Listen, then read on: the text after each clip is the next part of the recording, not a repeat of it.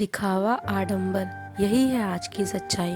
सुरेश, अब तक तुम मेरे लिए वही सोने का हार नहीं लाए ना। मैंने तुम्हें 1 महीने से बोल रखा है। अगले हफ्ते मुझे कंगना दीदी की बेटी सुमी की शादी में जाना है। वहाँ सभी रिश्तेदार होंगे और तुम तो जानते ही हो, आज की तारीख में दिखावा ही सब कुछ है।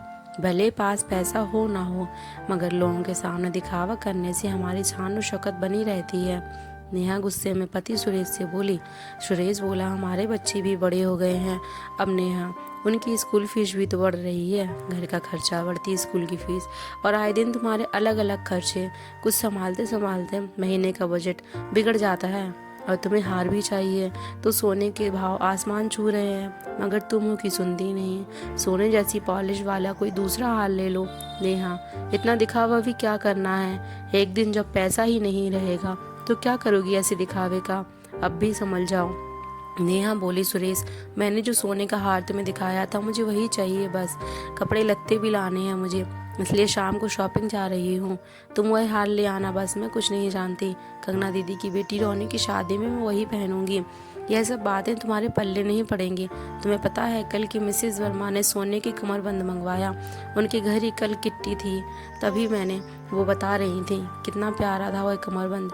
मेरी तो जान ही जल गई उसे देखकर। तुम्हारी चचेरी बहन जिनके घर में शादी में जा रही हूँ, वे खुद कितने पैसे वाले हैं सुरेश। ऐसे में मैं भी शान और शौकत दिखाऊंगी ना, वरना क्या इज्जत रह जाएगी हमारी। सुरेश बोला, ऐसी झूठी शान और शौकत दिखाकर क्या करोगी नेहा, जिसमें सिर्फ पैसे ही बर्बाद हो रहे हैं। जितने पैसे तुम दिखावे में बर्बाद कर रही हो, उतने पैसे अगर तुम जमा करती तो कल के दिन हमारा भविष्य ही उज्जवल होता। इतना सब कुछ सुनकर भी नेहा के कानों पर जू तक ना रहेगा। वैसे भी उसे कोई चीज़ पसंद आ जाती तो बस वह जब तक उस वक्त उस चीज़ को पा नहीं लेती, उसकी सास उसी चीज़ में अटकी रहती। नेहा अपनी जिद पर अड़ी रही।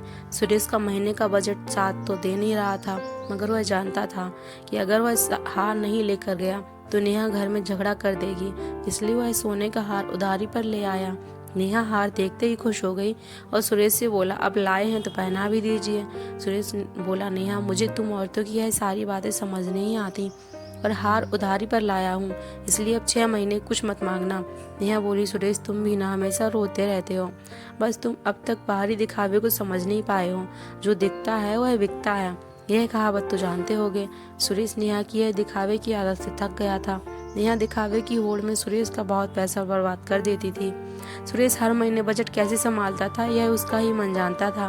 नेहा अपनी चचेरी ननद कंगना दीदी की बेटी रोनी की शादी में पहुंची, जहां पहले से ही नेहा की देवरानी खुशी और उसकी सास चेतना भी मौजूद थी।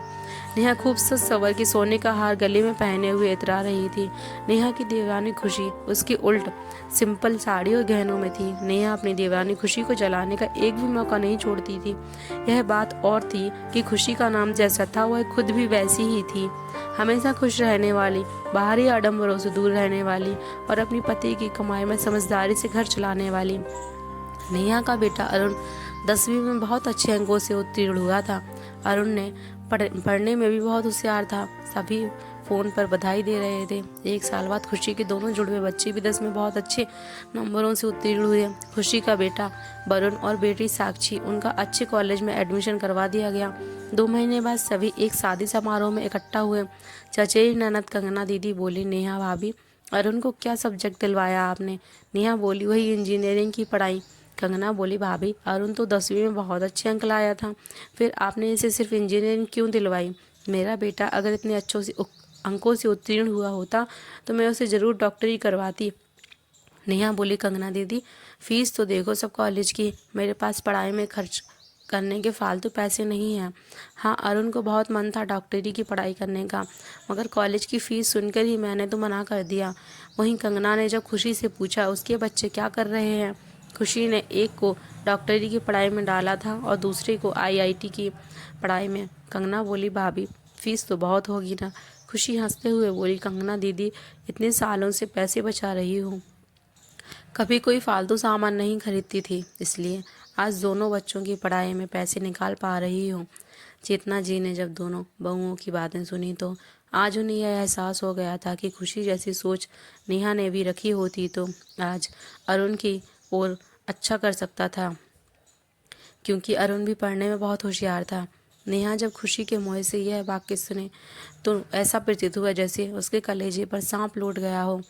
नेहा के खर्चों ने सुरेश को कर्जे में डुबो दिया था, जिसे दिखावे और आडंबर में वह अब तक फंसी रही। वक्त आने पर वह अपने बच्चे के लिए भी पैसे ना निकाल पा रही थी। अरुण आज घर आकर उदास बैठा हुआ था।